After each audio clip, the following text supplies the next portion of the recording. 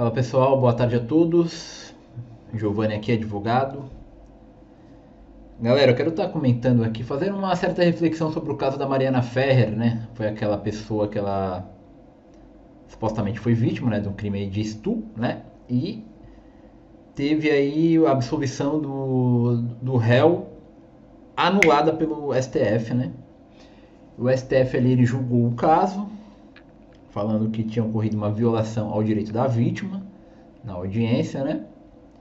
E com base na violação do direito da vítima, né, a sua dignidade, enfim, uma revitimização, anulou ali a audiência e, consequentemente, tudo o que derivou dela, absolvições, enfim.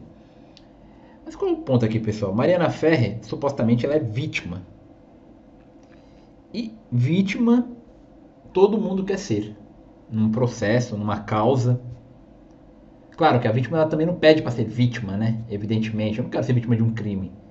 Porém, quem ocupa essa posição de vítima, nós tendemos a ter uma certa compaixão com ela, né? Olha como eu estou sendo perseguido, eu sou vítima daquelas acusações, eu sou um político bom, são os meus perseguidores, enfim. Olha como eu fui vítima desse crime, então deve perseguir quem cometeu, que no caso é o réu. Ou seja, nós vivemos numa era em que não se persegue mais em nome dos deuses, em nome de uma raça, né, de um povo, mas sobretudo em nome das vítimas. Ou seja, a perseguição em si, ela existe ainda, as perseguições, mas agora com um sinal invertido. A vítima, ela tornou-se o que? Sagrada. Nós temos um princípio aí de uma mitologização, que o Girard chama, da vítima. E a posição de vítima, ela é disputada nas diversas causas. Inclusive, se formos analisar, o próprio PCC, no seu estatuto, ele diz lá, né, que eles se organizaram em nome da opressão sofrida do Estado. Ou seja, eles se veem também como vítimas do que acontece com eles, né? Então, inclusive, sendo o crime legitimado por serem vítimas. Então, o estatuto de vítima ele acaba se tornando realmente sagrado, ou seja, divino. E nesse ponto nós podemos tirar o quê? Que isso nada mais é do que uma herança judaico-cristã. Quando é que começa a surgir essa preocupação com as vítimas? Com o cristianismo. Cristo foi a vítima por excelência, na medida em que ele era inocente, claro.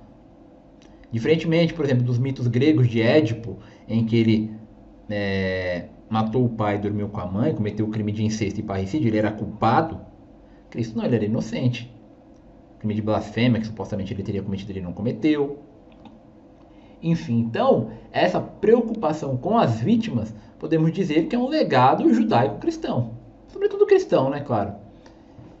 Então, desse ponto de vista, quando nós trazemos para o processo penal essa condição ontológica da vítima, nós tendemos a querer protegê-la, inclusive violando direitos. Ora, o ministro lá, Toffoli, sugeriu que a prescrição ela fosse suspensa e o ministro Alexandre de Moraes acompanhou.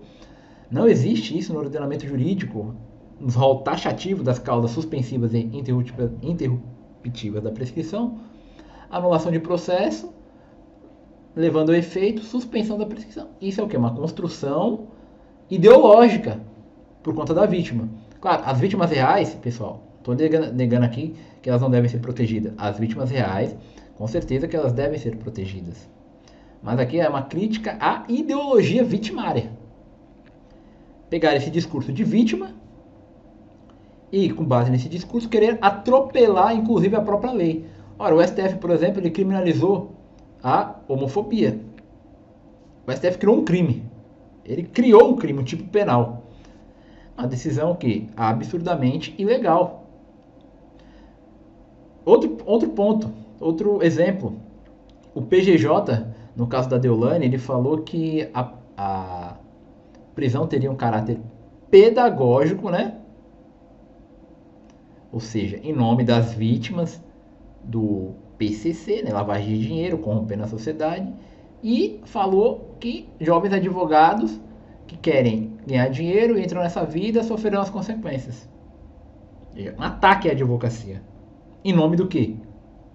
Uma suposta proteção a vítimas, que no caso seria o quê? A sociedade. A sociedade como vítima, o Estado como vítima. O próprio Estado, né? Até porque na teoria do crime, quando a gente estuda, a vítima primária do crime é o Estado. Por exemplo, se ocorre um furto, eu sou vítima, claro, mas a principal vítima é o Estado. Então, como ele é vítima, ele pode te perseguir. Então, quando você atribui a pessoa um caráter de vítima, como a Mariana Ferrer, você está dando vazão ao Estado para que ele faça maiores absurdidades possíveis. Claro que não estou negando que a vítima e o legado cristão é muito importante. Ou seja, o cristianismo ele trouxe esse olhar para o indivíduo, esse olhar para as minorias, né, para os oprimidos. Ao passo que a multidão, antes de Cristo, ela sempre tinha razão. Nos mitos gregos, a multidão nunca é errada. A turba, os perturbados, eles sempre têm razão. Ao passo que no cristianismo vem fazer o que? Uma contestação. Opa, não é bem assim. Jó, por exemplo, ele fala contra os seus amigos, né, que estão acusando ele, ele diz: se eu errei, me façam-me ver onde foi que eu errei. Ele grita para que Deus o escute. É o grito da vítima, do indivíduo. Então o cristianismo ele traz esse olhar, né, para o indivíduo vítima, enquanto condição individual mesmo. Então, pessoal, é uma questão para a gente refletir, né, nessa decisão do Supremo, em razão dessa parte da vítima. Inclusive, por exemplo, no caso do Henri Borel, a juíza ela deu uma decisão que ela fala assim, em nome da violência de gênero. Ou seja, a ré, no caso lá, o nome da mãe lá esqueci, ela foi dada como vítima da situação. Ou seja, ela é vítima, então ela merece ser protegida. Então, essa ideologia vitimária, ela, sem sombra de dúvidas, é muito poderosa. E todos os que estão na arena do poder, nas disputas pelo poder, vão querer trazer para si esse status de vítima. Olha como eu sou vítima, estou sendo perseguido. Então, pessoal, o vídeo de hoje foi esse. Espero que vocês tenham gostado. Uma ótima reflexão para a gente fazer. Tá? Curta, comente, compartilhe. Meu livro está na descrição. A Experiência de Ordem no Tribunal do Júri. Tá? Quem tiver interesse, adquira. Tamo junto.